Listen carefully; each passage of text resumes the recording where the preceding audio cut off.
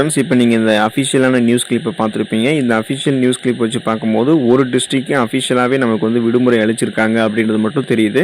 அது அந்த வகையில் பார்த்தீங்கன்னா, தருமபுரி மாவட்டத்திற்கு உங்களுக்கு வந்து பார்த்தீங்கன்னா பள்ளி மாணவர்களுக்கு மட்டுமே விடுமுறை அளிக்கப்பட்டிருக்கு.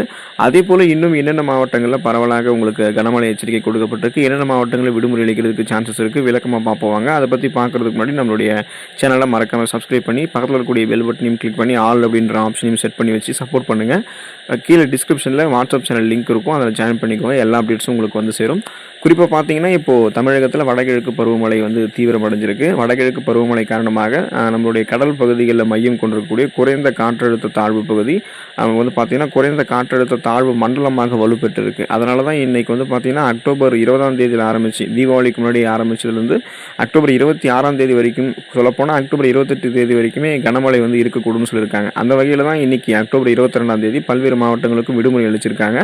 அதை நம்ம பார்த்துருக்கோம். பரவலாக ஒரு 10 மாவட்டங்களுக்கு மேலே விடுமுறை அளிச்சிருந்தாங்க. ஸோ அதே போலவே வந்து பார்த்திங்கன்னா நாளையும், அதாவது அக்டோபர் 23ஆம் தேதியும் கனமழை தொடரும்னு சொல்லியிருக்கிறதால தருமபுரி மாவட்டத்தில் அதி கனமழையினுடைய தீவிரத்தை முன்னிட்டு உங்களுக்கு தருமபுரி மாவட்டத்தில் பள்ளி மாணவர்களுக்கு மட்டுமே அஃபிஷியலாகவே அனௌன்ஸ்மெண்ட் வந்து விட்டுருக்காங்க. ஸோ அஃபிஷியல் அனௌன்ஸ்மெண்ட் விட்டுருக்கிறதால பார்த்தீங்கன்னா தருமபுரி மாவட்டத்தில் பள்ளி மாணவர்களுக்கு மட்டும் விடுமுறை அளிக்கப்பட்டிருக்கு.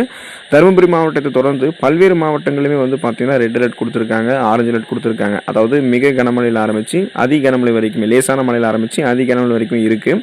அந்த வகையில் பார்த்தீங்கன்னா சேலம் மாவட்டம், கிருஷ்ணகிரி மாவட்டம், திருப்பத்தூர் மாவட்டம், திருவண்ணாமலை மாவட்டம், சென்னை மாவட்டம், திருவள்ளூர் மாவட்டம், காஞ்சிபுரம் மாவட்டம், ராணிப்பேட்டை மற்றும் திருப்பத்தூர் அதன் சுற்றுவட்டார பகுதிகள், குறிப்பாக பார்த்தீங்கன்னா நமக்கு அந்த புதுவை மற்றும் காரைக்கால் பகுதிகளிலுமே கனமழை வந்து எச்சரிக்கை கொடுக்கப்பட்டிருக்கு.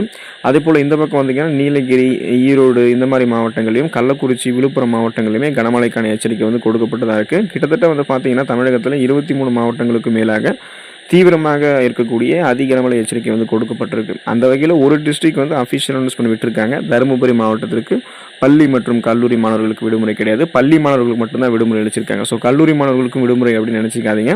பள்ளி மாணவர்களுக்கு மட்டும் தருமபுரி மாவட்டத்தில் விடுமுறை அளிச்சிருக்காங்க. அதே போல் தருமபுரி சுற்று வட்டாரத்தில் இருக்கக்கூடிய கிருஷ்ணகிரி மாவட்டம், சேலம் மாவட்டத்திலையுமே தீவிரமாக மழை இருக்குதான். ஸோ அந்த அஃபிஷியல் அனௌன்ஸ்மெண்ட் வந்து நமக்கு விடுவாங்க. காலை நேர நிலவரப்படி நேற்றே உங்களுக்கு வந்து பார்த்தீங்கன்னா தருமபுரி மாவட்டத்துக்கான விடுமுறை அறிவிக்கப்பட்டு விட்டது. ஸோ இன்னை வரைக்குமே தருமபுரி மாவட்டத்துக்கு மட்டும் தான் விடுமுறை இருக்குது. இதுக்கப்புறம் உங்களுக்கு அஃபிஷியலாக எந்தெந்த மாவட்டங்களுக்கு விடுமுறை அளிக்கிறாங்க அப்படின்றத பார்த்துட்டு அனௌன்ஸ்மெண்ட் வந்து கொடுப்பாங்க. ஸோ நீங்கள் நம்மளோட சேனல் இணைந்திருங்க. அஃபிஷியல் அனௌன்ஸ்மெண்ட் வரும்போது நாங்கள் உங்களுக்கு அப்டேட் பண்ணுவோம். Thank you students.